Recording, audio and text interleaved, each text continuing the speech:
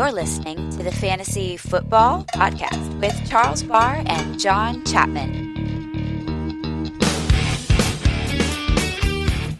All right, so this is episode number 2 of Fantasy Football, where myself, Charles Barr, a casual football fan, and Jonathan Lamar Chapman, our football analyst. Yes, you heard it right, Lamar. Lamar, that's the middle name, man. And you can say it with whatever stank you want on there. I am proud of that name, and I'm staying with that name. So it's won me lots of bets, so I'm okay with it. But I just want people to know when they look at your Twitter handle, the L_Chapman, that's what the L represents. That's right. I am a selfish plugging D-bag. The Twitter handle is JL_Chapman. That's JL_CHAPMAN. So any questions you have for the podcast, hit me up there. Let me know what you think, good or bad. Tell us we're the worst ever. Man, we'd love to hear from you. So anything you got, go ahead and send it there. That's Jonathan Lamar. That's what the JL stands for. So, and if you would be so kind enough to grant me one wish, any listeners that would, if you tweet at John Chapman, make sure to hashtag selfless plugging, because that is my favorite thing I've ever heard. That represents me so well. Selfless plugging. Okay, I do. All right. So anywho, last week's episode focused on the most important and sometimes the most clear position group in the running backs. But to me, it's the thing I look for the most. This week's about wide receivers.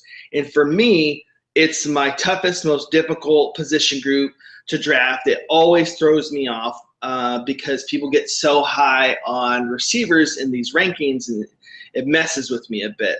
So just like our other episode, John breaks down these players into tiers. So let's go ahead and start with these wide receivers in this first elite tier. Right. So basically everything I do is tier-based ranking, which, that's nothing new. But the idea behind it is don't compare numbers. So don't worry about your number 3 versus your number 4. Worry about the level in which they qualify in. So at the top, I've got 6 elite guys. Number 1 is definitely Antonio Brown. I mean, the guy has finished number 1 3 years in a row for PPR rankings. I mean, the guy's just killed it. Number 2, Odell Beckham. We'll get more into. 3, Julio Jones. 4, A.J. Green. He was the number 1 receiver in the league before he got hurt last year. And then we've got number 5, Jordy Nelson. And number 6, Mike Evans, who I like the least of this group. I know in a lot of dynasty rankings he's going number 1 overall. I'm not a fan of that guy. But he is there. He is elite. He's dominated. He did great last year. And that's kind of what we got. We got these big 6. And didn't you say that you saw somewhere in PPF that Mike Evans was ranked number 1 over? It's number 1, and I get how they do that because they do a run blocking grade and a pass catching grade. And Mike Evans, I mean, when that boy blocks, it's pretty legit. Yeah, he goes after it. If you've seen any of the NFL networks, like where they rank the top 100 players and stuff, man, he picks up a cornerback and suplexes him. I mean, the guy can impose his will. He's 6'5". I mean, he's a big cat, and he uses his size to his advantage.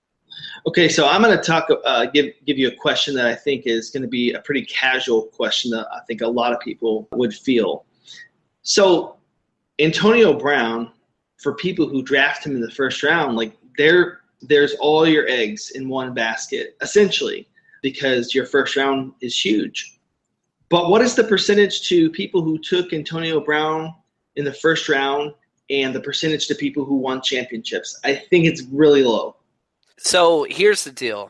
It is low because basically to win a championship, you have to get that huge stud that people overlooked. So number 1 last year was, again, the top 2 guys are running backs, right? So the number 1 guy on fantasy championship rosters, that was DJ Johnson of Cardinals last year. He totally killed it. And so if you had him, he was on 30% of all championship rosters. That's David Johnson. Number 2, most people wouldn't guess, and that's LaShawn McCoy. And that's because he was going at the back end of the second round, sometimes third round of the draft. So you got to find these steals. And you'll hear me say this a lot. You don't win your fantasy drafts in the first round, but you can lose them. And I stole that line from Matthew Berry of ESPN long time ago. I haven't listened to his podcast in a few years, but he's right. You don't win your draft in the first 2 rounds, but you can lose it. And so what I want to do in my first 2 rounds is completely minimize risk. And whenever you look at Antonio Brown, that's what you're doing. You are minimizing risk. Let's look at his stats of what he's put up. I mean, it's absolutely bonkers whenever you look at the total numbers that he's had. So if we look at just the last few years, 1,200 yards, 1,800 yards, 1,600 yards, 1,499. I mean, the guy has just balled out 4 years straight. And so he's super safe, especially with Big Ben in that offense. He's going to put up numbers. So we've got that first elite ranking. Before I ask my next question, could you take us through that next tier? So you're looking for the guys after the Big Six? Yes. Okay, so it leads off with T.Y., which, man, T.Y. Hilton, he led the entire NFL, all yards. He had over 1,400 yards and totally killed it. The problem is he just never gets touchdowns. His touchdown totals, these are his career touchdown totals, 7.5, 7.56. I mean, are you expecting him to get more yards this year than he had? I mean, he already led the NFL in yards. I think he's at his upside. So I have him at 7. In a lot of the mock drafts that I've done, it's weird because I've seen him go in the first round 3, 4, 5 times. And to me, that's kind of like a weird trend to see. And so I get it. I mean, I have T.Y. at 15 because I value running backs so high. So I have my second tier running backs all ahead of T.Y. So I get it. I mean, it's a matter of preference. He's safe. I get it. Andrew Luck is his quarterback, so you know he's getting the ball, and he's produced consistently each year he's in the league. He's still got a couple years contract-wise if you want to go dynasty. Like, I get it. I really do. But he's not a person I'm going to really have on any of my teams. I don't care what my position is. It doesn't work for me because people will take him in the first round, just like you said. I wouldn't take him until 15. Go back to the elite tier. I want to talk about a guy real quick, and Mike Evans. And I know they said PPF had him at number 1, and again, they're grading with run blocking and all those things. But you have him back sort of at the tail end of elite ranking. Is also part of that, too, that Deshaun is there? Yeah, I mean, you got to put that into consideration. Not only Deshaun Jackson, I don't think he's the biggest threat to his value. I think O.J. Howard and Chris Godwin out of Penn State, the rookie that they drafted, there's going to be a lot of targets that go away. He led the entire NFL in targets. Odell was second, and that's going to drop. There's no doubt about that. But my biggest kind of hesitation with Mike Evans is touchdowns. He had 12 touchdowns this rookie year, and everybody's like, oh, my gosh. Last year he had 3.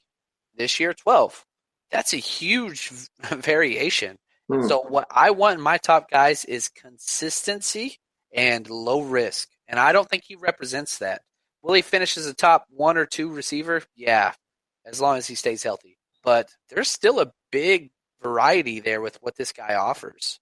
But those are only 3 data points. I mean, that 3 could just be thrown out the window if he goes out and competes the next 2 years and puts up 10 and 12. Yeah, completely agree there. But he hasn't done it yet. Right. So here's the thing. Whether people know this or not, I'm an Eagles fan, all right? There you go, man. And this year we changed our fortunes. We jumped into free agency, and we got ourselves a stud in Alshon Jeffries. Man, give me his floor and his ceiling. Man, so let's start with his ceiling. He's top 5, his ceiling. If everything goes well, the kid can be so great. Obviously, we had his suspension. He's played through a lot of nagging injuries, hamstrings, soft tissue type stuff. I mean, the guy can kill it. And whenever you see here's the deal. John Fox coached last year and somehow still has a job. I don't understand. I think they have some blackmail stuff on their owners because I don't know how they still have jobs. Right. Going to the Eagles is a huge upset. These are his 3 quarterbacks he had last year: Cutler, Hoyer, and Barkley. And no offense to any of those 3 people, but none of them are Carson Wentz. Right. And I don't think Wentz is great, but I mean, he's a young talent that can. I mean, he could throw the ball. And when you have a big target, like the boy can jump, Alshon. That boy can play. So I think he's going to play. I really, really do. What's the floor? Okay, so the floor. Let's look at his projections. Okay, so the Eagles' targets. These are the target leaders from last year. Jordan Matthews had 117 targets. Ertz 106. DGB, who was just cut, had 74.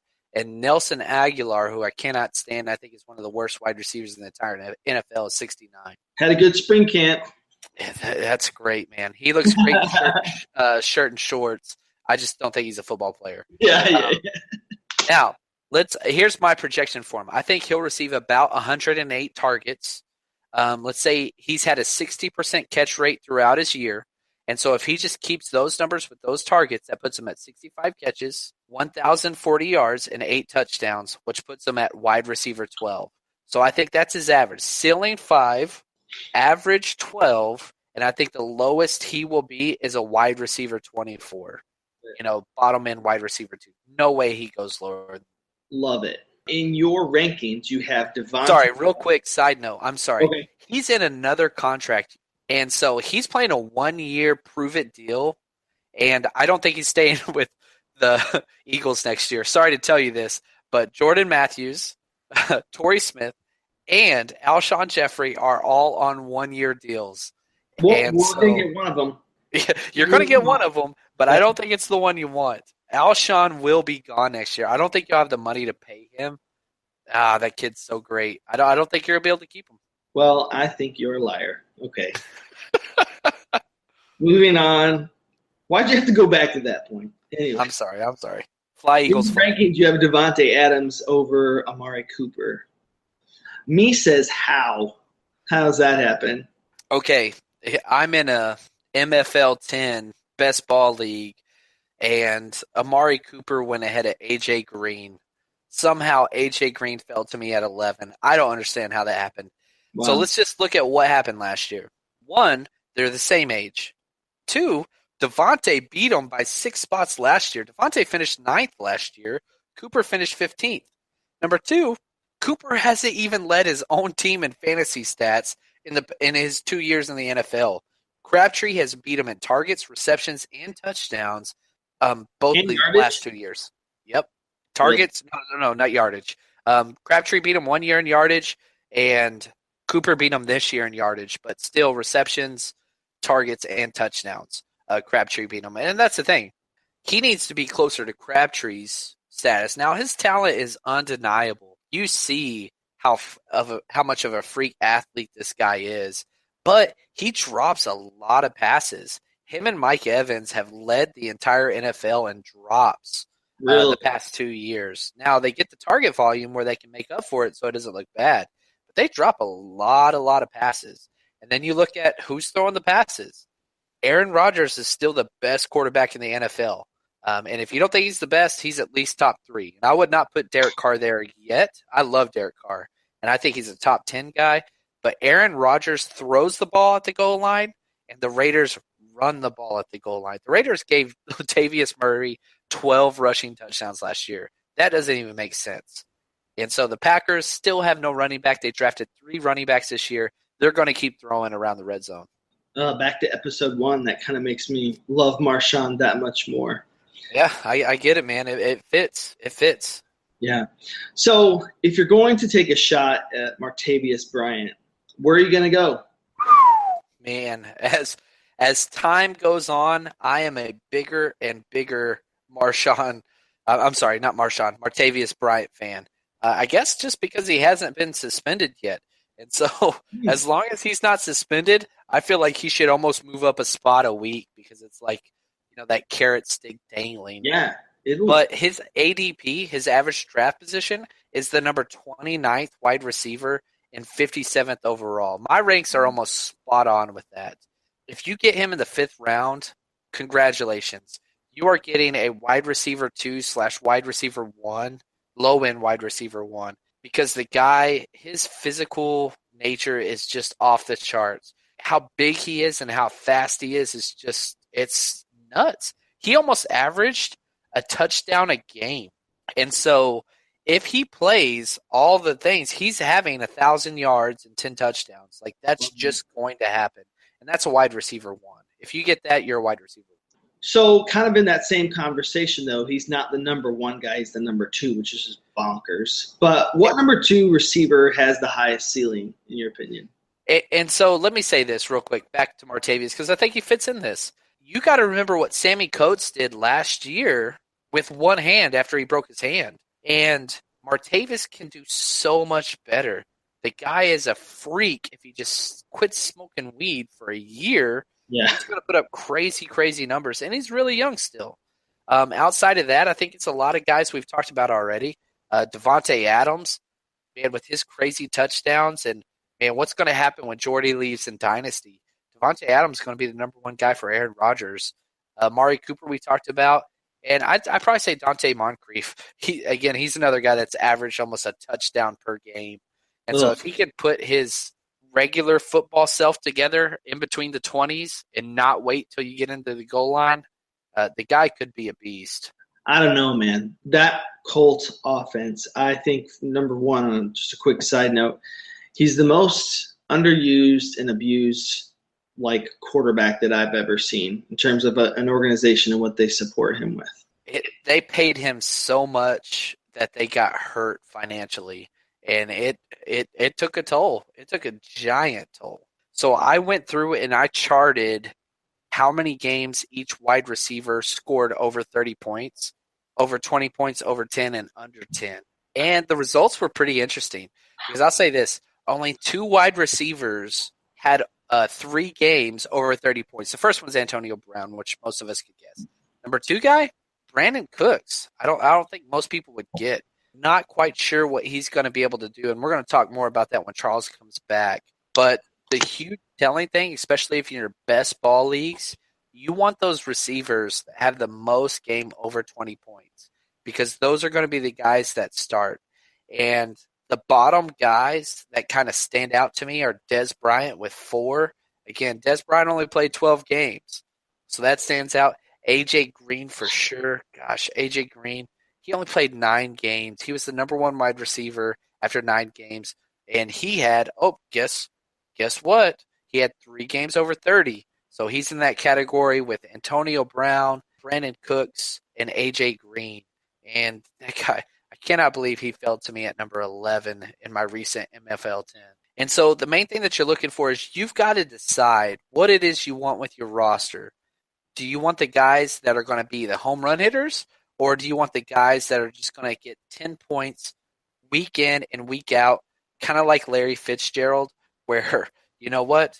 I mean, he went in the 6th, 7th, 8th round last year, but he put 12 games up over 10 points. I mean, only one person beat that. That was Jordy Nelson with 13. And I like guys who can home run hit.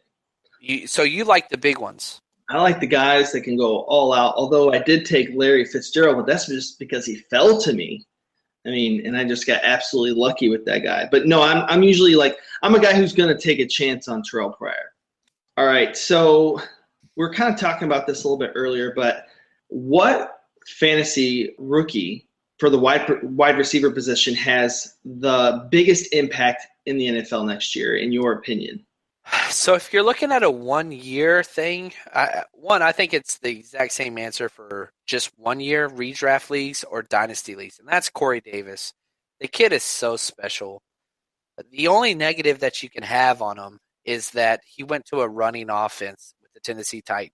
But there are so many targets available. So let's look at their target leaders for last year. The number 1 wide receiver they had is Rashard Matthews with 108. Delaney Walker had 102 targets. Tajay 83 and DeMarco 83. Now all those guys are back, but I'm telling you this right now. Corey Davis will lead that team in targets in the first year. Now, somebody's sitting there listening saying, yeah, but they added Eric Decker. Let me tell you this. That's a good thing because you're going to have Corey Davis, you're going to have Rashard Matthews on the outside, and you're going to have Eric Decker in the slot. And so there's no way that Corey Davis is going to be getting doubled early on. You just can't do it. The guy runs the clearest routes and has a catch radius that is comparable to Megatron. The guy can play. You go back and watch his film. Oh, man, he's awesome. He's just awesome. So I think he's going to put up great numbers. Having said that, there is no A.J. Green. There is no Julio Jones, elite athlete falling in a perfect position like we've had in the past. That's not happening this year. So you've got to tone it down. What about maybe some other rookie that I know that you're high on from the Buffalo Bills? Maybe a guy who could surprise a lot of people. You talking about my boy Zay Jones? I think so. I love Zay Jones out of East Carolina. He led the entire NCAA in target receptions.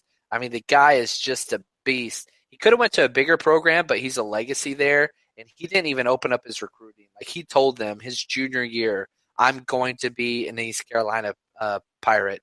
And the guy, that's the thing here. If you look at Buffalo, who else do they have? Even if Sammy Watkins can stay healthy, that's great. No one there had over 90 targets last year. Robert Woods and Marquise Goodwin are gone. They had 140 targets combined. There's so many targets available there. And that kid, he's going to be starting day one. I mean, can you believe that the Rams just supported their quarterback so strongly by going out and getting Robert Woods for the number one position? You say that, and it is funny, but I kind of like Robert Woods for fantasy. And so this is all a roster construction thing. So let's say you go out and you gamble on guys like Sammy Watkins and Alshon Jeffrey, like these kind of high-risk, high-reward guys. I'm going to balance my roster if I get those two guys with guys like Zay Jones, Robert Woods, Kenny Britt, these all-out target monsters that aren't sexy, and that way I can balance what I want. And you can get those guys so late. But Zay Jones, he's going to kill it. He's going to have him. He'll be an RB2 or 3 if he stays healthy. And you can get him. He's basically an undrafted free agent in redraft leagues. Like, save a spot and grab this guy. You will be so happy. All right, so I'm going to ask you a question that might surprise some people using Zay Jones. All right, let's play. Who do you take earlier, John Ross or Zay Jones? Oh, I'm so glad you asked. John Ross is undraftable to me, and here's why. A lot of it is my philosophy in fantasy football. What do I want? If it's a best ball league, I want John Ross. If it's a redraft or dynasty, I want Zay Jones because I want consistency. Ross is pissed off. You started him 4 times in a row that you're going to bench him, and he's going to have a 2-touchdown game on your bench. I would so take Zay Jones. In fantasy football in the draft, I think John Ross was one of the worst draft picks in the entire NFL. Not because I don't like his game too much. He's just, gosh, he's had so many injuries. And they already had A.J. Green, and they had Tyler Boyd, and they have Tyler Eifert. Like, it's just such a waste. If you look at Brandon LaFell was a number 2 wide receiver last year for him, which is just bonkers. Like, it was just an unnecessary pick. And with his injury history, I just don't – oh, man, I want nothing to do with this kid. Yeah. He's a good kid. I just don't want him on my fantasy team. I have a bet for us. Oh, let's do this, Biz. All right. We have to pick any rookie of our choosing, rookie, wide receiver, and we have to say who's going to outperform who. All right. So I proposed the last bet, and you said that the Jags would finish second place or better in their division. Yeah. All right. So I'm going to let you throw out your terms on this one. Okay, I don't know the terms. Let me just pick my player. Let me pick my player first. My player is Mike Williams. Okay. Damn it. And let me give my explanation first, because I think that some of the critique will be that they have other targets there. And I know that you're high on Keenan Allen. I think that Mike Williams is such a talent, a freak talent, a better, faster Dez talent. And just look at the impact that Dez had year one. I think it'll be better with Phillip Rivers. And then also too, just like you were saying, who they gonna double? Who are they gonna guard? You have so many tools there. But I think that Phillip Rivers is going to really love throwing to that athletic wide receiver. So here's the bet, and I'll make this bet. Okay. In PPR format, Zay Jones will have more points at the end of 2017 than Mike Williams? Mm-mm. Mm-mm. You want to make that bet? Yes. That's the Okay. bet. And I'll say this, and this is a classic case of risk versus reward. So you have Mike, that is the supreme talent, no doubt. But he's risky because he's going into a spot with a lot of proven receivers and 2 proven tight ends. And so you don't know. But again, he was picked. What was he picked? 9th overall? I mean, the guy went 7th overall. I'm sorry. Went super high. And then you have a guy like Zay Jones that is not sexy at all. Like he did run a pretty quick 40, but he's not flashy. He's from a smaller school, but he's safer. It is the classic high ceiling, low floor versus a safe bet. So I'm going to take the safe bet on this one, and I'm going to take Zay Jones for more points in a PPR. I know he's going to get more catches. Okay, Those so touchdowns scare me. I have the terms. If your guy wins, then I will send you 2 frozen Giordano's pizzas. Oh, dang. Okay. And then you've got to send me some good quality, maybe like an Omaha steak or something like that, or something of your choosing, but somewhere in the equal value of, $40 plus shipping. So, yeah. That's Okay, so I'm in Pasadena, not Omaha, but I will get you some badass steaks, and I will send them your way. Steak, they're frozen. They're flash frozen, man. They're quality steaks. I feel you, man. I'm just joking. Sponsored by Omaha Steaks. No, we're not. Yeah, thanks, Warren Buffett. All right, man. So we have a bit that we do, and we get to focus on a division. And so last week we talked about the greatest division in football. And this week we're going to talk about not the second or third. I don't know where I rank the NFC West, but we're talking about the NFC West, baby. It's pretty bad. It's pretty bad. I'm a Niners guy, and this division is just god awful. I think it's just bad. So, all right, I'm gonna change hats. I'm gonna go to the host here, and I want to figure out what Charles thinks. Who do you think is last place in the NFC West next year? It's okay. You're not gonna hurt my feelings. No, it's not you guys. It's all right. Rams, dude. Yeah, man. Celebrate not last place. No, I see somebody who's very scared in Jared Goff. I feel like we witnessed it when we were at the draft. We were at the draft in Chicago. Matter of fact, me and John won tickets for day 2 inside the draft. It was like one of the most amazing days of my life.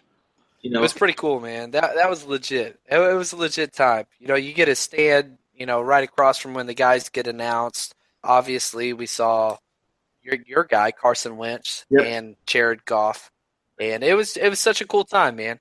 Well, and that's what I'll tell you this. I'll say this: Goff had one of the worst rookie seasons in football history. So that's what I was talking about, though. When we were at the draft, that there's actually a funny story. It didn't make the headlines, but John and I were there to experience. It was sweet, actually. So it's at the end of the night, and we're over on Lakeshore, and they have this whole other event going on. We had won tickets to that on day 1, and it's got to be 10 o'clock at night. I don't even know. I think John and I were eating like some Japanese food somehow that they had. I don't know. And so we're just hanging in that place, and the NFL Network's down there announcing, talking, and then they bring out Jared Goff and Carson Wentz. And the crowd, because we're closer to North Dakota, crowd's going insane. They went bonkers, man. It was awesome. They lost their minds when Carson Wentz. And then when they said Jared Goff's name, boo. I mean, the place went boo. And I looked in that guy's eyes, and I swear to God, I knew right then, I'm like, bust. He looked so meek, so just like, oh, no, what am I going to do? I'm like, that guy's a bust. So I think the Rams didn't improve, unfortunately, and I think that they're wasting their time with him. And it's going to take them a year. Yeah, I'll say this. If you're in a dynasty league, somebody picked Jared Goff with a really high pick, probably second or third pick, 2-quarterback league, first round for sure. Go get him. I'm a believer in his head coach coming over from the Washington system. And if you haven't watched the All or Nothing series on Amazon, go watch it. And not saying that that's a glowing endorsement of Goff, but the kid can throw the ball. And if he could put something together, I mean, Jeff Fisher's one of the worst head coaches in NFL history. Yeah. And so moving on from that, I think there's a chance. There's a small chance. I wouldn't take him in redraft leagues. You don't need to. Yeah. But we'll see. We'll see what happens. So let me finish. What do you got number 3? Sorry. Go ahead. My ranking. So then I'm going to go on to the Niners because I think that they're a team that, with Hoyer, weirdly enough, that guy kind of knows how to ball. He's not elite by any means, but he can play. And I love San Fran's defense. And then I think number 3 is Seattle. I think Seattle's taking steps backwards, not forward. So you got them number 2 overall? Yes, number 2. And then number 1 is the Arizona Cardinals. What's They that? have the exact same order, and that scares me. So take me through your Niners, man. What's the hope for them? What do you want to see this year? So I'll say this. They gave up the most rushing yards in the past decade, but they're getting a lot of guys back. They were pretty stout on run defense until Navarro Bowman tore his Achilles against the Cowboys, which I was at that game and it broke my heart. But anyway, you add in Foster out of Alabama in the late second. You add in Solomon Thomas. They're changing their their entire defensive scheme to what Seattle runs with the 4-3. They're going to be a huge improvement. And side note on Hoyer, he started 4 full games last year for the Bears, all 4 games over 300 yards passing. So there's a chance. We're not going to win a lot of games, but there's a chance. I'm really hoping Arizona, they go out there and they do it for Bruce Arians and Larry Fitzgerald and Carson Palmer to a lesser degree. Those are just some awesome guys that have been around. Man, I hope they put together a good season. I really want them to. Yeah, and that Arizona, when they gave up on Michael Floyd, I felt was a turning point for their organization because he's a guy, and I'm not even talking about off the field, but obviously that played a factor. But once they gave up on him on the field, I mean, he was like this freak, 1 play out of 50. And it was just like, you see it. And he ripped the ball one-handed over a guy. But every other play, he's dropping the ball. He's missing blocks. He's running the wrong route. He's a mess. And so I think that now they've focused on other guys. They're going to be even harder to stop. Yeah, I agree. So great podcast, man. I feel like this is good. Episode 2. Yeah, it was awesome. All right. Again, reach out to us on Twitter, JL_Chapman. And make sure you subscribe to the podcast on iTunes. It is Fantasy Football. Shout out to Ron Burgundy. And let us know what you think and what you want us to cover. Next episode up, we will have, what do we got, quarterbacks or tight ends? Quarterbacks. All right, let's do this. Thanks, guys, for listening, and we'll catch you next time. Peace.